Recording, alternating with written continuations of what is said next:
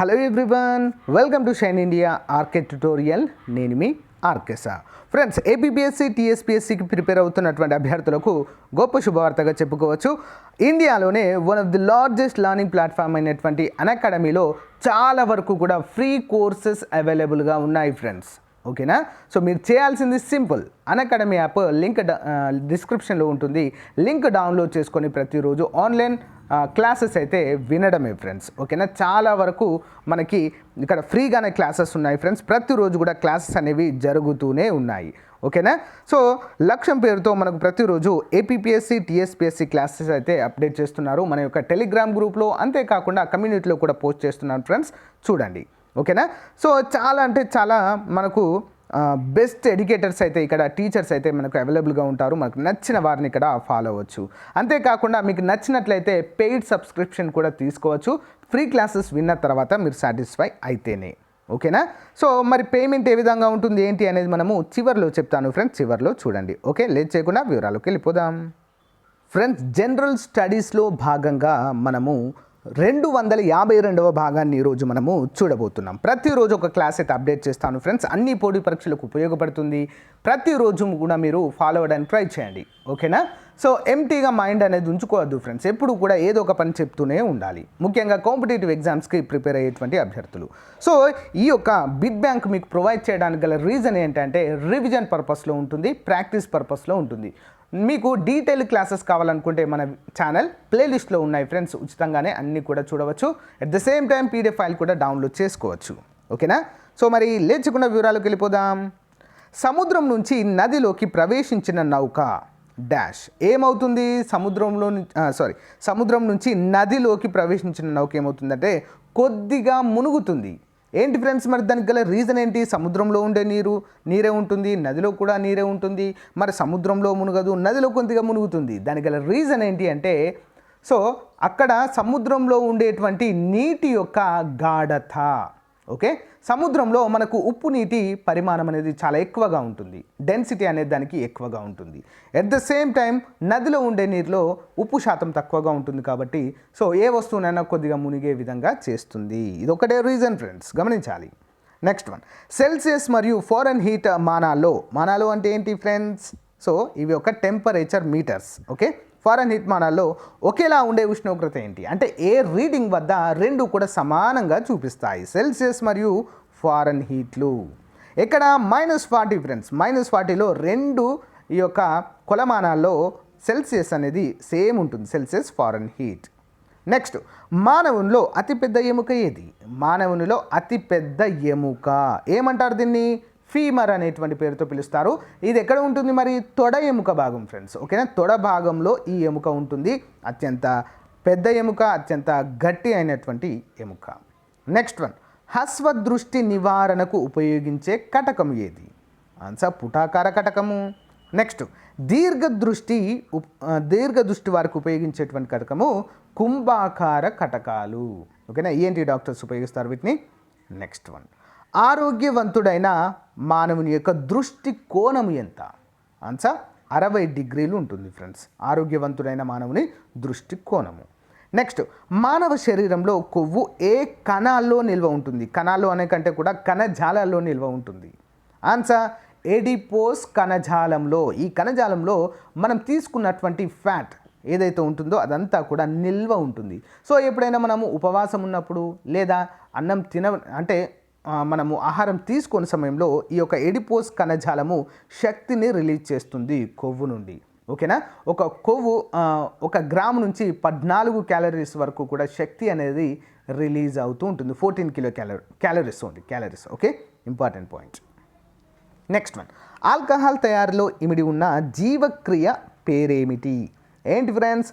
కిణ్వన ప్రక్రియ. ఈస్టు అనేటువంటి శిలీంధ్రాలు వీటిని కిణ్వన ప్రక్రియలో పాల్గొంటాయి. ఓకేనా? Important point. నెక్స్ట్, పైరటీస్ రూపంలో ఇండియాలో లభించే ముడి ఖనిజం ఏది? పైరటీస్ ఏంటది? ఇనుప ఖనిజము. ఓకే. నెక్స్ట్, సూర్యునిలోని శక్తికి మూలాధారం ఏంటి? సూర్యునిలోని శక్తికి మూలాధారం ఏంటి? కేంద్రక సంలీనము. ఓకే. నెక్స్ట్, DDTలోని క్రిమి సంహారక గుణాన్ని కనుగొన్నవారు ఎవరంటే పాల్ ముల్లర్. నెక్స్ట్ చల్లని నీటిలో తీవ్రంగా చర్య జరిపే లోహం ఏది? చల్లని నీటిలో ఆన్సర్ సోడియం. ఓకే, సోడియం అనేది చర్య జరుపుతుంది.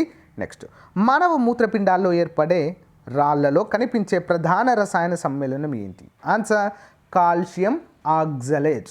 సో కొంతమంది చెప్తుంటారు కదా ఫ్రెండ్స్, పాలకూర మరియు టమాటా అనేవి ఎక్కువగా తినకూడదు ఈ రెండింటి కాంబినేషన్లో. ఎందుకు? రీజన్ ఏంటి? పాలకూరలో మరియు టమాటాలలో కూడా కాల్షియంకి సంబంధించినటువంటి వాటివి కాంబినేషన్ అనేది ఎక్కువగా ఉంటుంది కాబట్టి సో అవి తినడం వలన సో కాల్షియం లెవెల్స్ అనేవి మన రక్తంలో పెరిగిపోతాయి. సో విసర్జన సమయంలో ఏమవుతుందంటే ఈ కాల్షియం అనేది విసర్జింపబడుతుంది ఒక్కో సమయంలో.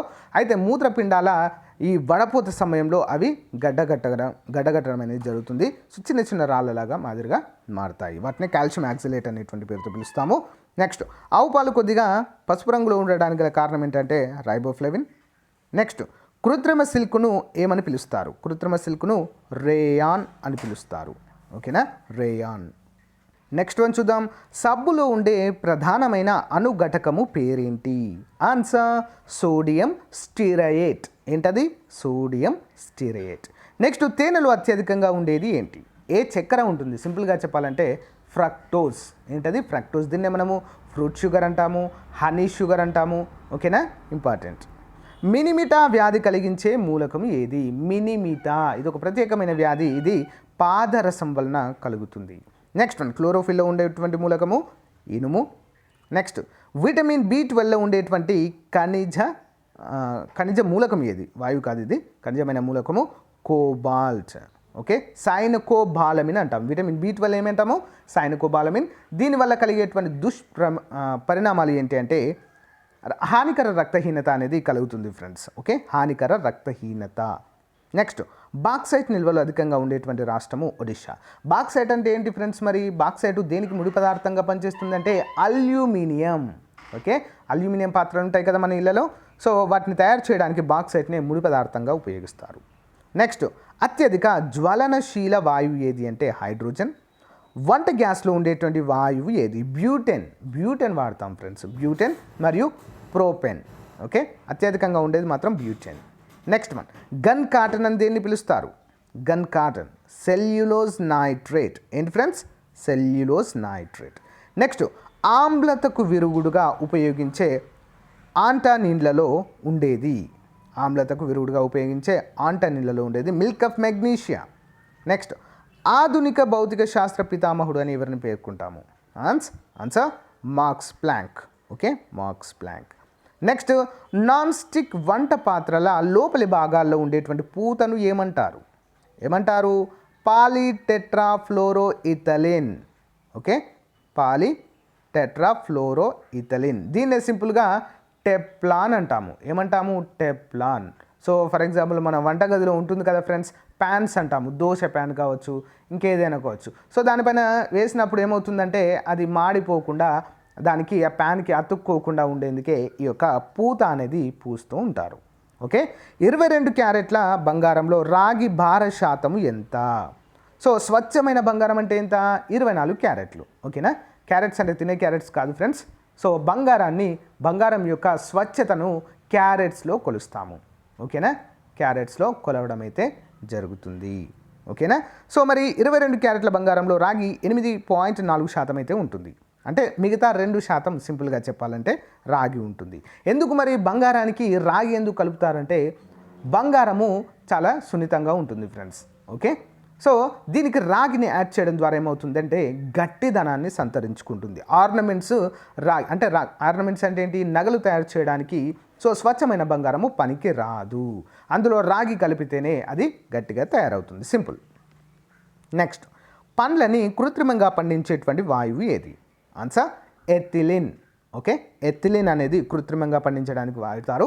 కానీ ప్రస్తుతం ఉన్నటువంటి పరిస్థితుల్లో ఏం వాడుతున్నారంటే ప్రత్యేకమైన కార్బేట్ ప్రత్యేకమైనటువంటి ఒక రసాయనాన్ని వాడడం అయితే జరుగుతుంది ఫ్రెండ్స్. అది వాడడం వలన ఎథిలిన్తో ఏం కాదు, బట్ కార్బేట్ అనేది వాడడం వలన చాలా దుష్పరిణామాలు అయితే ఏర్పడే అవకాశాలు అయితే ఉంటాయి. నెక్స్ట్ భారీ యంత్రాల్లో కందనగా వాడేది గ్రాఫైట్. ఓకే, గ్రాఫైట్ ఇది ఒక కర్బన సమ్మేళనము. నెక్స్ట్ నెయిల్ పాలిష్ రిమూవర్గా పనిచేసేది ఏంటి? ఎసిటోన్. నెయిల్ పాలిష్, మనము నెయిల్స్కి వేసుకుంటాం కదా పాలిష్ లాగా, సో దాన్ని తీసివేయడానికి ఒక ప్రత్యేకమైన ఎస్టోన్ అనేటువంటి ఒక ద్రావణం లభిస్తుంది ఫ్రెండ్స్. ఓకే, లేడీస్కి బాగా తెలుస్తుంది. సో దానిపైన మనము పెట్టగానే రిమూవ్ అయిపోతుంది మొత్తం నెయిల్ పాలిష్. నెక్స్ట్, గోబర్ గ్యాస్లో ఉండేటువంటి వాయువు ఏది? CH4 అంటాము, మీథేన్. ఓకే, గోబర్ గ్యాస్లో ఉండేటువంటి ప్రధానమైన వాయువు మీథేన్ 4. నెక్స్ట్ వన్, ప్రొడ్యూసర్ వాయువు అంటే ఏంటి? ప్రొడ్యూసర్ వాయువు CO ప్లస్ N2ల మిశ్రమము, కార్బన్ మోనాక్సైడ్ ప్లస్ నైట్రోజన్ల మిశ్రమమే ప్రొడ్యూసర్ వాయువు. ప్రొడ్యూసర్ గ్యాస్ అని కూడా అంటాము. నెక్స్ట్, వాటర్ గ్యాస్ అంటే ఏంటి అంటే కార్బన్ మోనాక్సైడ్ ప్లస్ H2 అంటే హైడ్రోజన్ల మిశ్రమము. నెక్స్ట్, రాత్రి సమయంలో చెట్లు ఏ వాయువును విడుదల చేస్తాయి? Answer carbon dioxide.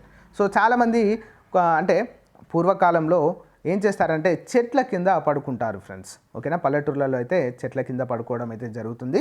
అయితే నైట్ టైంలో చెట్లు అనేవి కార్బన్ డైఆక్సైడ్ని విడుదల చేస్తాయి. మార్నింగ్ టైంలో ఏం చేస్తాయి? కార్బన్ డైఆక్సైడ్ తీసుకొని సో ఆక్సిజన్ అయితే వదులుతాయి, కానీ నైట్ టైంలో మాత్రం కార్బన్ డైఆక్సైడ్ విడుదల చేస్తాయి. అయితే పల్లెటూర్లలో కొంతమంది ఏం చేస్తారంటే నైట్లో చల్లదనానికి వేసవి కాలంలో చెట్ల కింద పడుకోవడంతో అది కార్బన్ డైఆక్సైడ్ను విడుదల చేస్తుంది.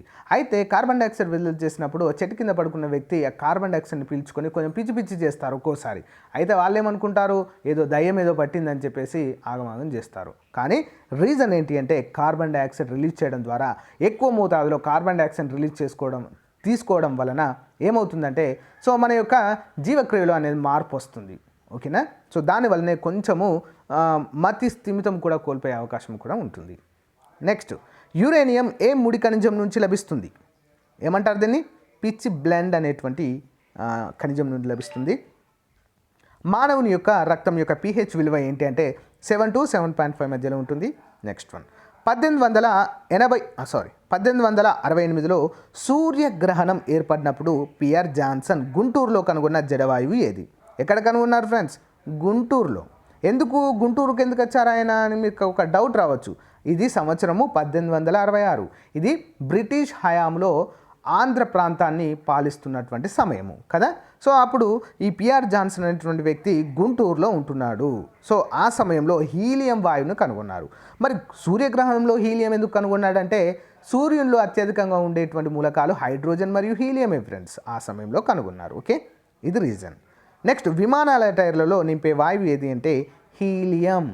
ఓకే, హీలియం, హైడ్రోజన్ తర్వాత హీలియం ఏముంటుంది ఫ్రెండ్స్. ఇదొక అత్యధిక తక్కువ బరువు ఉండేటువంటిది. సూర్యుడికి దగ్గరగా ఉన్నటువంటి గ్రహం ఏది అంటే బుధుడు. దీన్ని ఏమంటాము? ఇంకా మెర్క్యూరీ అంటాము. ఓకే, నెక్స్ట్ వన్, ఉపగ్రహాలు లేనటువంటి గ్రహాలు ఏవి అంటే శుక్రుడు మరియు బుధుడు. ఈ 2 గ్రహాలకు మాత్రమే ఉపగ్రహాలు లేవు. మరి మనకుందా ఏమైనా అంటే ఉంది ఫ్రెండ్స్, మన మామ చందమామ. ఓకే, నెక్స్ట్, రెడ్ ప్లానెట్గా పిలిచేటువంటి గ్రహం ఏది? రెడ్ ప్లానెట్ ఏంటది? అంగారకుడు. నెక్స్ట్, అంతర్గ్రహాల్లో అతిపెద్దది ఏది? అంతరగ్రహాల్లో భూమి. ఓకేనా. అత్యధిక సంఖ్యలో ఉపగ్రహాలు ఉన్న గ్రహము శని గ్రహము. సివి రామన్కి 1930లో ఏ అంశానికి సంబంధించి నోబెల్ బహుమతి అందుకున్నారంటే Raman effect. Okay, Raman effect 1930లో ఈయనకి నోబెల్ బహుమతి అయితే రావడం జరిగింది. నెక్స్ట్ వన్, ఎలక్ట్రాన్ స్పిన్ అనేటువంటి భావనను ప్రవేశపెట్టింది ఎవరు? ఎలక్ట్రాన్ స్పిన్ ఎవరు మరి? ఉలెన్బెక్ మరియు గోల్డ్ స్మిత్ అనేటువంటి వ్యక్తులు. నెక్స్ట్, అర్ధవాహకాల్లో ఉష్ణోగ్రత పెరిగితే శక్తి అంతరము ఏ విధంగా మారుతుంది? అర్ధవాహకాల్లో ఉష్ణోగ్రత అంటే ఏమవుతుంది? ఉష్ణోగ్రత పెరిగినప్పుడు దాంట్లో శక్తి అంతరం ఏమవుతుందంటే తగ్గుతుంది. అందుకే అర్ధవాహకాలను ఎందులో ఉపయోగిస్తారు ఏంటి అంటే చిప్స్లో, కంప్యూటర్ చిప్స్లో, సో మొబైల్ ఫోన్ చిప్స్లో, ఎలక్ట్రాన్ పరికరాల్లో ఉన్నటువంటి చిప్స్లో ఉపయోగిస్తారు. ఎందుకు? ఇవి సెమీ కండక్టర్గా పనిచేస్తాయి. అర్ధవాహకాలు అంటే సెమీ కండక్టర్స్ అన్న కూడా ఒకటే. సో విద్యుత్ని నియంత్రించడంలో ఉపయోగపడతాయి. దానివల్ల ఉష్ణోగ్రత ఎప్పుడైనా బాగా పెరిగినప్పుడు షాక్ సర్క్యూట్ కాకుండా ఈ యొక్క అర్ధవాహకాలు పనిచేస్తాయి. ఓకేనా.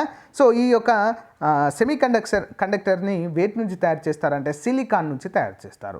సిలికాన్ ఎక్కడి నుంచి తయారు చేస్తారు? ఇసుక నుండి తయారవుతుంది. ఓకే, నెక్స్ట్ వన్, ఏకదిక్కరినిగా ఉపయోగించేది ఏంటి? ఏకదిక్కరిని అంటే డయోడ్స్. ఓకే, నెక్స్ట్ వన్, విద్యుత్ శక్తిని ఉష్ణ శక్తిగా మార్చే పరికరం ఏది అంటే హీటర్. ఓకే, విద్యుత్ శక్తిని ఉష్ణము అంటే విద్యుత్ను మనము హీటర్ పెడతాం కదా ఫ్రెండ్స్, హీటర్ పెట్టినప్పుడు అది విద్యుత్ను గ్రహించి ఉష్ణ శక్తి అంటే వేడిని ఏర్పాటు చేస్తుంది, అది హీటర్. నెక్స్ట్ వన్, విద్యుత్ శక్తిని ధ్వని శక్తిగా మార్చేటువంటి పరికరము లౌడ్ స్పీకర్.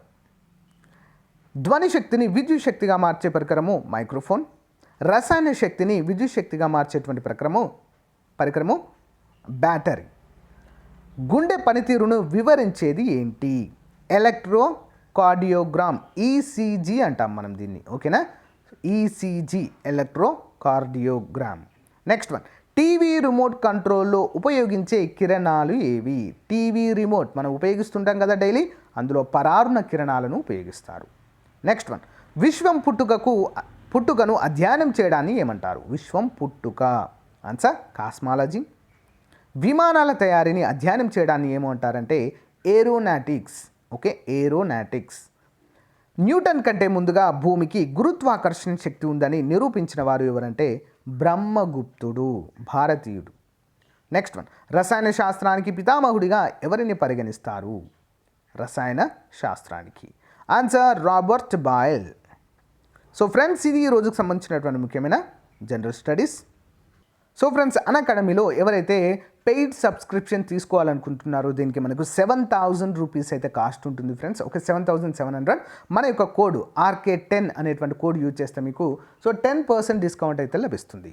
సో అంతకంటే ముందుగా ఫస్ట్ అయితే మీరు ఫ్రీ క్లాసెస్ వినండి ఫ్రెండ్స్. దానికి సింపుల్, మీరు చేయాల్సింది ఏంటంటే డిస్క్రిప్షన్లో లింక్ ఇస్తాను, ప్రతిరోజు ఫాలో అవ్వండి. ఓకేనా, ఉచితంగా చాలా అంటే చాలా క్లాసెస్ ఉంటాయి ఫ్రెండ్స్, 1-2 కాదు. ఏదో డెమో లాగా 1-2 వీడియోస్ ఇచ్చేసి నెక్స్ట్ పెయిడ్ పెట్టడం అలా ఏమి ఉండదు. ఫ్రీ క్లాసెస్ అయితే ఉంటాయి. నేను పూర్తిగా చెక్ చేసిన తర్వాతనే మీకైతే లింక్ అయితే ఇవ్వడం జరుగుతుంది కాబట్టి. ఓకేనా, సో మనకు ప్రాక్టీస్గా ఉపయోగపడుతుంది ఫ్రెండ్స్. మనకు ప్రాక్టీస్ పర్పస్గా మనం ఎన్నైనా చదవాలి. ఓకేనా, సో ఇక్కడ మనం ఒకవేళ సబ్స్క్రిప్షన్ కనుక మీరు తీసుకుంటే ఇన్స్టాల్మెంట్ వైజ్గా కూడా పే చేయొచ్చు. ఓకే, సో మంత్లీ కూడా మనం పే చేసుకునే అవకాశం అయితే ఉంటుంది ఫ్రెండ్స్. ఓకే, మన కోడ్ ఉపయోగిస్తే RK10 ఉపయోగిస్తే మీకు 10% డిస్కౌంట్ అయితే వస్తుంది. ఓకేనా ఫ్రెండ్స్, సో ఇది ఈ రోజుకు సంబంధించినటువంటి ముఖ్యమైన అప్డేట్. మీకు నచ్చిన అనుకుంటున్నాను. జనరల్ స్టడీస్ ప్రతిరోజు కూడా అప్డేట్ చేయడానికి ట్రై చేస్తాను. ఓకే, మీకు నచ్చితే ఫాలో చేయండి, మీ ఫ్రెండ్స్కి షేర్ చేయండి. నా ఎక్స్ప్లెనేషన్ నచ్చితే మీ కామెంట్ రూపంలో తెలియచేయండి. Thank you friends, thank you for your time. Have a nice day, bye.